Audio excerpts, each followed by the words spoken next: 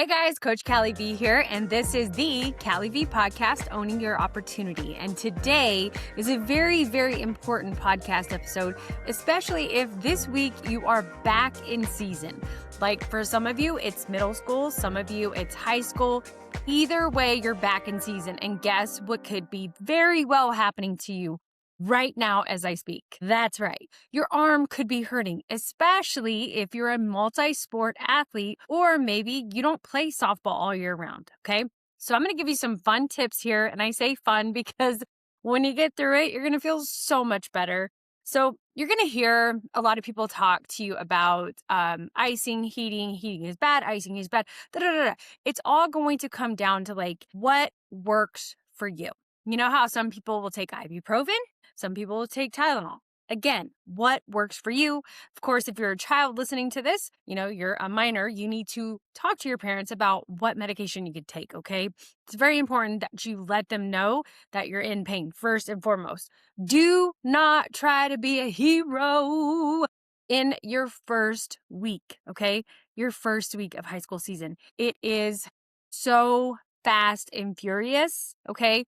High school ball is crazy. You have very, very limited time to practice and you're playing games all the time. Okay, you talk about travel balls. High school ball is like tough times 3 shoved into a 3-month window, okay? Travel ball, at least you get long trips to sleep on. You usually sleep, a lot more than you do in high school. I don't know why I'm so hooked on sleep, but I feel like, looking back, I feel like my kiddo in her first year of high school ball, she probably had more rest and recovery in travel ball. And I feel like there was more management with travel ball than there is high school, because high school is at the mercy of a season, of a schedule, like other schools, right? So make sure that you are not trying to be the hero. Okay, that's the first thing I'm going to say. And I'm telling you this because I just recently had a client reach out to me. She just got done playing basketball. Okay, she's all the way out in Ohio, and she reached out to me and she's like, hey coach, my arm is sore. She just started in the program, right? So she just started throwing again. Okay, she hasn't been throwing for the duration of her basketball season. Okay, so she's like, what can I do? All right, so then I was like, well, shoot, I know she is not the only girl who's going through this. So I'm just going to do what I do and jump on here and give this to all of you guys. So first and foremost, I've said it 3 times now. If not, this is 4 or the 3rd time. Either way, don't be a hero. Communicate with your parents if you are sore. From there, identify where the pain is coming from. Like at what point are you, when you're throwing overhand, like as when your shoulder goes back, as when your shoulder goes over, where is the identification for when the pain is triggered, okay? Have somebody watch you. You could just have a really sloppy arm slot, okay? Because you're not used to throwing, all right? It happens. I've seen players that have played infield majority of their life go to outfield and their shoulder will start hurting because it is a different type of throw. There is a small mechanical difference that makes a huge difference. So identify where the pain is coming from. That is number 2. Once you identified it, okay, now you get to see, is it going to be ice? Is it going to be heat? Okay, I'm a firm believer in reaching out to PT places like my partners here. They're now in Mesa, Push Performance and Nextera PT. They have a whole strength training facility that literally builds better softball players as well as baseball players. They work with pros, minor leagues, collegiate, high school, youth, everything, okay? They do all that, but they also have Nextera PT. Okay, they have a whole plan that you can actually do physical therapy throughout your strength training program so you can actually, remove the chance of an injury even more so. To me, it just makes sense. Why would you wait to go to PT until you have an injury? Okay, so if you have a PT in mind, somebody that you guys trust, definitely make an appointment. Go get your movement assessment done. See what they can do for you. That's going to be the biggest thing, okay? Because it could be a bad mechanic that's causing this pain, or it could be overuse that's causing this pain. Like for some of you, if you haven't picked up a ball for like 6 months and then you come into your first week, you're going to be in a lot of pain, okay? So 1, we're not going to be a hero. We're going to communicate that we're hurting. 2, we need to identify at what point in our mechanics is the pain triggering it, okay? And number 3, find a PT. Find somebody who can help you. Don't wait until you get to the end of the season and your arm is literally hanging on by a thread. Don't wait, okay? I want you to be proactive. Okay. Number 4, whatever your PT says, you're going to abide by that. If they say they like ice, you're going to go with ice. They say they like heat, you're going to go with heat. Now, if you don't have a PT, a lot of you guys live in smaller communities. Some people look at it as not having insurance. Well, I'm going to tell you right now, a lot of PT practices don't need your insurance. In fact, they will take you on as a patient at cash value. So always ask that question. That's going to help you guys, because some people get stuck like we don't have health insurance right now, or our copay is too much. All you got to do is say this. Like, if you're a parent listening to this and your daughter's got a sore arm, you just say, so what would you guys charge me if I paid cash? Because at the end of the day, they don't want to do all the paperwork. Like, it is what it is, right? Okay, so don't forget that one. Okay, so if you can't do any of those and you're just like, we don't have any PTs around, I don't know what to do, coach, just reaching out to you, what do you suggest? What I'm going to suggest is you need to get some Jaeger bands, okay? You need to have a band routine, which my clients have band routines, okay? Get your band routine going. You want to do this every time before you even stretch, all right? Stretching is important, but we're going to do band work first. Then we're going to stretch. Then we're going to warm up, okay? Warming up. I'm going to close out with this. This is going to be fast and furious as well, because I know a lot of you guys are busy, but your warm up is not you starting on your first throw at 100%. I'm going to say that again. Your warm up is not you starting on your first throw at 100%.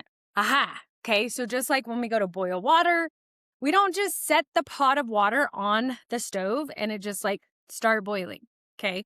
Even the water boiling systems that say they boil, like speed boil, like they still sit there for a minute or two, maybe 5, and do nothing. And then the water starts to boil. Your body has to do the same thing. Not boil, it has to get warm. You have synovial fluid within your joints that needs to get warm. That is your lubrication. That is your WD-40 for your joints. And as you get older, you create less of it. Okay. You lose it. Okay.